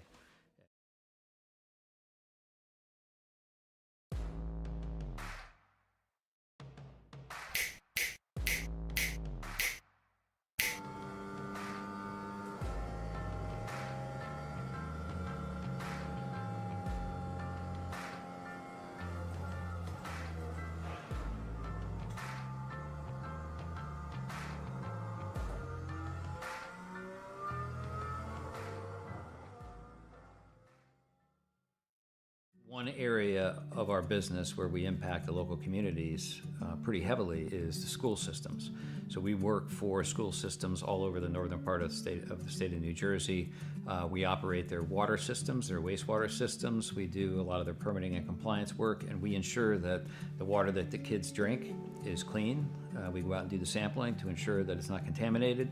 And we also treat the wastewater that's being generated at a lot of these facilities as well before it gets discharged to the environment. So we are supporting the local community through supporting the boards of education and the local school systems. All About Bugs Tennessee Pest and Termite Control is all about family too. Our family-owned business has successfully been in operation in Sevierville and surrounding areas for almost a decade. Especially during these times, a pest-free home is necessary for a sustainable, disease-free home or business. Our services include residential, rental, commercial, hotel, motel, cabins, you name it. Free quotes and inspections for new customers, and most of our services are contract-free. Our All About Bugs Tennessee family is devoted to delivering the best possible pest control service with a friendly smile. Contact us at 865-453-5574 today. If it's bugging you, you should be bugging us.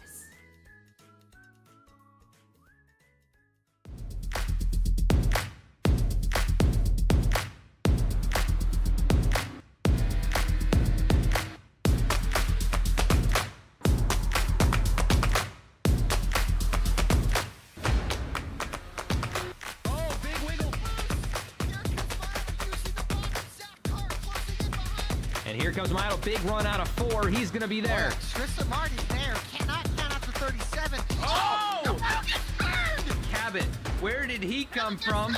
Here comes Swack. Swack. A punch from the 33. It's a drag race. The Magic Man wins it Auto Club.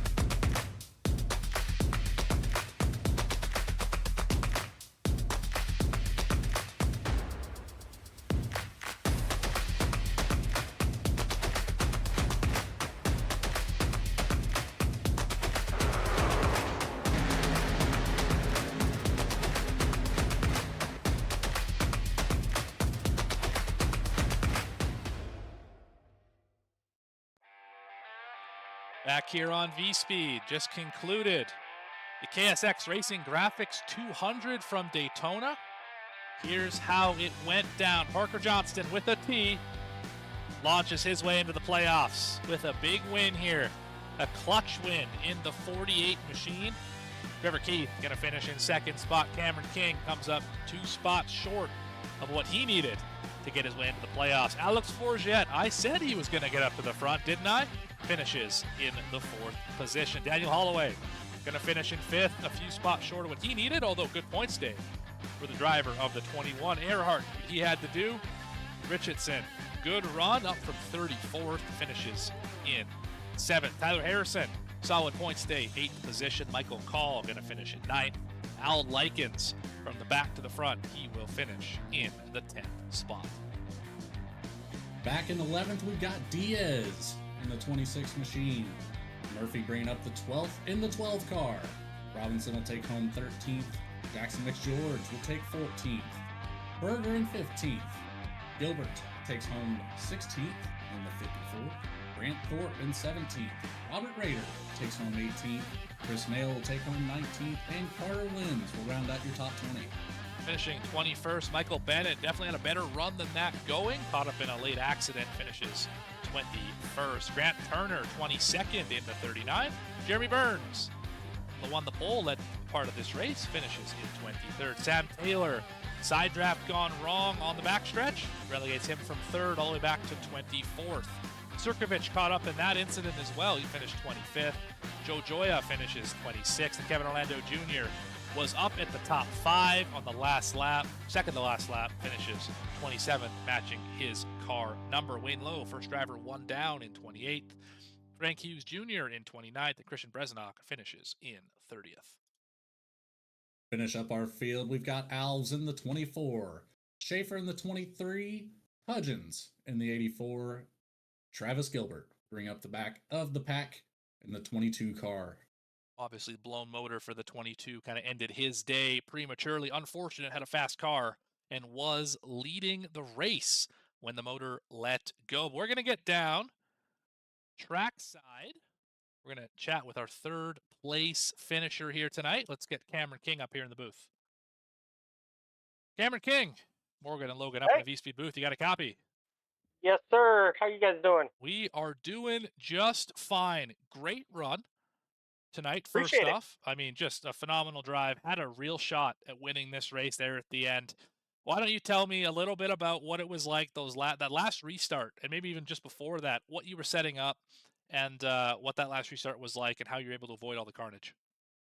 Yeah, I think I just got lucky with avoiding the carnage. I was behind Trevor there, and I was kind of glued. I didn't have any other teammates around up there at the time, so I was going to push Trevor to the win if I could, or as far forward as I could before I got caught up. I think I almost spun in the tri-oval coming to the white, and then I think I banged off the wall a few times coming to the checkers. So I got incredibly lucky. I won't say it was skill or anything. I think I just got lucky this race. The two guys in front of me, they ran a really good race, and I wasn't going to ruin it for them. I'm not in the points hunt. I just wanted to make sure I got a decent finish out of it, and it came through.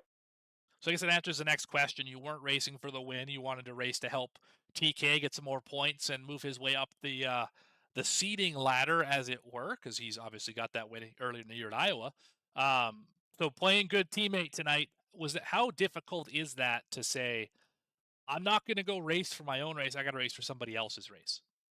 Yeah, so we're actually not teammates. We just ran the last, I think, 20 laps there together in that backpack, and just got comfortable with him. And anytime when you come off turn 4, it's a crapshoot. Excuse my language, but it's a shoot out there, and they had a gap on me, and there was no way, even if I pulled out, I was going to win.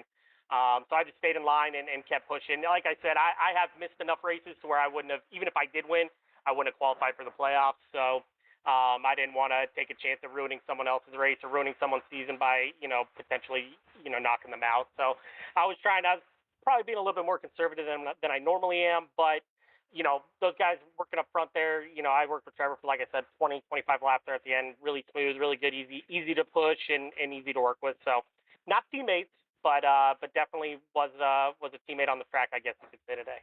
Yeah, I bet Racing for Freedom and BDE Motorsports will be kind to each other here over these next 11 weeks with that right there. But yeah, just a solid run, obviously, for your 93 machine. Definitely your best run of the year, I would say, to this point. Who do you want to thank or shout out for such a run at this point in the season? Yeah, no, I mean, you guys for putting on a great broadcast. The few races I have been able to attend, I think I got a 5th before, but yeah, this is by far my best. Everybody at Racer Revolution that puts on the league, my teammates at Inferno Motorsports, Michael Paul, Chris Schaefer, Berger, I think Grant's in there as well, and just iRacing and everybody that helps us put this on, Chapman and everybody else. Yeah, definitely thank all the sponsors that are out there. But yeah, solid run for you, Mr. Cameron King, your third place finisher here at Daytona. Thank you for your time. Thanks, gentlemen. All right, we're going to move to the second finisher here tonight. Familiar name, Trevor Keith, as well as the race sponsor. Take it away, Logan. Hey. Absolutely. Trevor Keith, as you said, race sponsor KSX. putting on a show today, sir. Just Yeah. I'm curious, man. How did it feel out there? You know, it was obviously carnage there in the last 5-6 laps or so, but you obviously prevailed coming out with a second place finish. Run me through it, buddy. It's just strategy plays. We're trying to help some teammates. We were working together with Trevor and Parker, and we were just trying to get one of these teammates a win to get them in the playoffs. All day. That's why when we were up front together, we were just kind of strategizing it the whole way out. But you can't strategize for the end of that race there. And I didn't have any help from behind either to, get past Parker. So, I mean, it is what it is. We'll take second. Hopefully that moves me up in the points to third. Get some more playoff points. That's what we're looking for. Absolutely. And I'm curious, Trevor, with you guys coming around that tri-oval there in the last, obviously the last lap, and no move made on Parker. Is that to help him get into the playoffs, or was there some strategy behind that since you're already pretty well locked in? It's a tough spot because my teammate Daniel Holloway is on the cutoff line. So if I made a move there, I'd probably finish third because I don't think Cameron King would have followed me. So I wanted to keep second. I don't think he would have followed me. I think we would have been 3 wide, or I would have just been left. So I just took my finish and went home. Basically, all you could really do there. And Parker deserves the win. He's a good kid, and he was obviously in the chat with me. He wanted me to push him to the win, so I'm not too mad about helping Parker get in the playoffs. That dude works hard. He's a good dude. So absolutely, and very humble of you to help him out there in that situation. But again, fantastic finish. You can't complain with that at all. Started out in fourth, finished in second. Not a whole lot of movement for you overall, but still a P2 at Daytona is nothing to scoff at. P2 and oh, my bad. No, go ahead. No, P2 just keeps the roll going in the playoffs. That's just what we need. Just keep this run going. I had a bad finish last week, I think. I don't even remember now. Maybe not. No, I finished 5th. Never mind. I had a bad finish somewhere and thought my streak was kind of over, and I was starting to get cold again. But so hopefully we stay hot, and Darlington next week. Can't wait. Absolutely. Trevor, while you're here, anybody you'd like to say thanks to, buddy? Yeah, I think KSX, obviously the race sponsor. We make paint schemes. We had the 15, 12, the 18 out there today. I think all the league sponsors, All About Bugs, Ultimate Exterior Lighting, Chapman Environmental Services, Coastal Financial Services, I think, and then Slurp Sodas, V-Speed as well, Buttkicker. I think all you guys do a great job in the booth. I always love going back and watching the races. Thank my teammates. Thank Trevor and Parker for working with us there today. And Justice, Daniel, and Jacob. Wish I could have got Daniel and Jacob in there for the win. I was really wanting to get one of those guys locked in the playoffs so they didn't have to fret about it anymore. But well, again, great race, Trevor, and thank you for your time, sir. Yeah, thank you guys. One more question before you go. Yeah. Did you put up the 50 to win? Or am I going to awkwardly congratulate you again for giving out $50 as a sponsor? Or was the league this time? I'm not sure if the 50 was from my sponsorship or if it's from the league. I know I paid 50 for the sponsorship, but I don't know if it's my 50 or someone else's 50. So we could say it's my 50 or, either way. Right on. I think we'll say both this time. We won't give you all the credit, but we did that in Indianapolis earlier in the year. Obviously, great finish there as well. But great run here tonight. Second place for Trevor Keith. Oh, yeah. We'll keep her going in Darlington.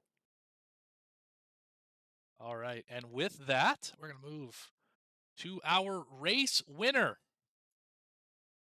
Parker Johnston. You got a copy? I got you, boys. That's with a T also. I never say Johnston without a T. You've probably noticed that going back and watching the broadcast. But okay, let's get it set up here. Come into the points, not in the top 20 period in points, right? You're somewhere below the top 20. It's been an all right season for you. I've seen this car a lot, this 48 machine, running, in the teens usually.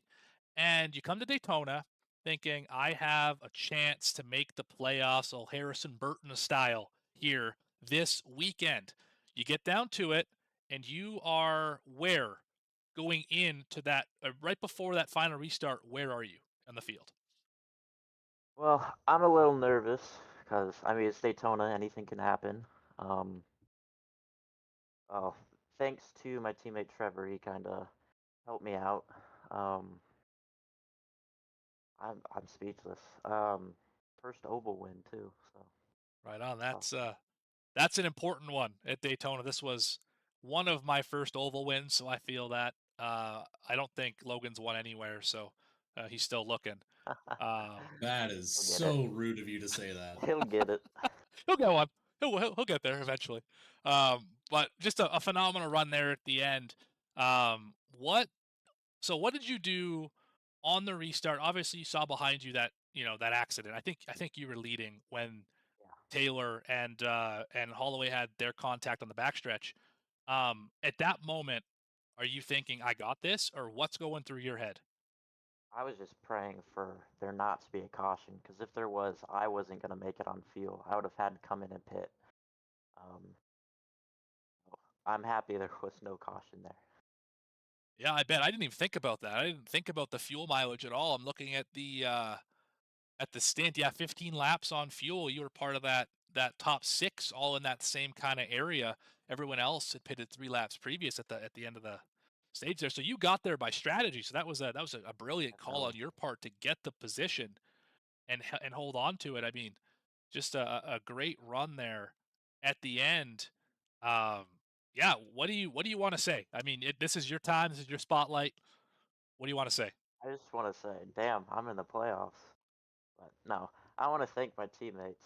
One, we joined with BDE tonight, and Justice and Holloway and TK and Jacob. We all worked together.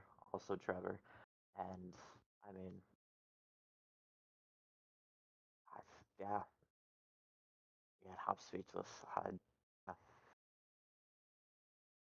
Right on. Well, soak it in. It only gets harder from here. You got to put the work in now. You're in the playoffs. Darlington, you can breathe easy, but you better bring it for Atlanta in 2 weeks, because you have an uphill climb if you're going to catch Burns and Raider and go out there and fight for a chip. Oh yeah. Right on. Well, any last shout outs you want to do, Parker, before we set you back down in the waiting room? Yeah, I want to thank you guys for a terrific broadcast. All the sponsors.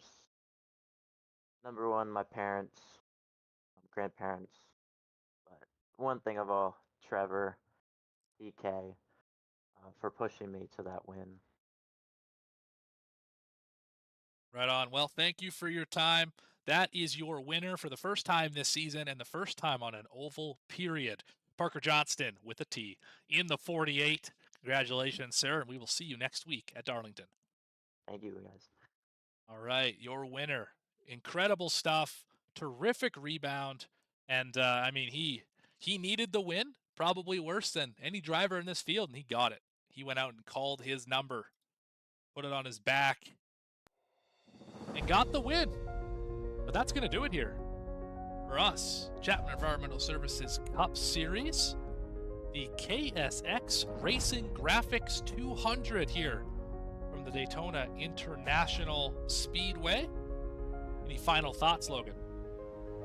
Not a whole lot. I mean, you can obviously tell that's a big moment for Parker Johnston with a T. It's doesn't seem like it quite set in for him yet that he just won at Daytona. Again, congratulations to him, and fantastic job by all the drivers here tonight. Another fantastic race by Racing Revolution in the Chapman Environmental Series. So, yeah, that's about it. That's Daytona. That absolutely is Daytona. And next week, I think the only track that can rival Daytona, how about Darlington, Southern 500, South Carolina. Please join us September 4th. The Chapman Environmental Services Cup Series travels to Darlington for the last race in the regular season, the one for all the marbles to decide who races for the championship. 8:30 p.m. Eastern here on V-Speed as we bring you flag-to-flag coverage all season long. And if you enjoyed the race, hit the like and subscribe button. You found the video, you might as well stay around just a little while longer.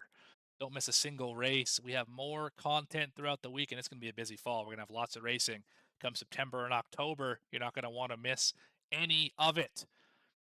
But for everyone here at V-Speed, my co-commentator, Logan Threlkeld, we got Adam Baker, Eddie Smith, Bradley Cooper. I've been Morgan Cook. Have a great evening. Thank you, and good night, everyone. So Chapman's been around for 32, almost 33 years. It's a great company. We've built it from 10 people not all that long ago to 32 people today. We continue to grow. We're hiring people all the time. If there's one thing that I could do, like before my time is up at Chapman, it is making sure that we built a company that will stand the test of time. And my goal as the current owner of the company, or one of the owners of the company, is to ensure that we can pass the ownership of the organization on to the next generation of people coming up the ranks today.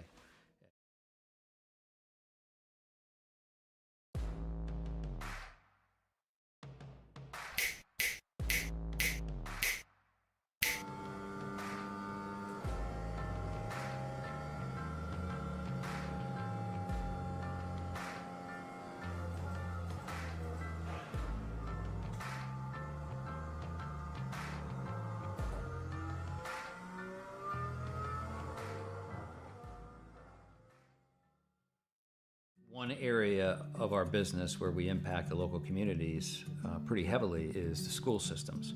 So we work for school systems all over the northern part of the state of New Jersey.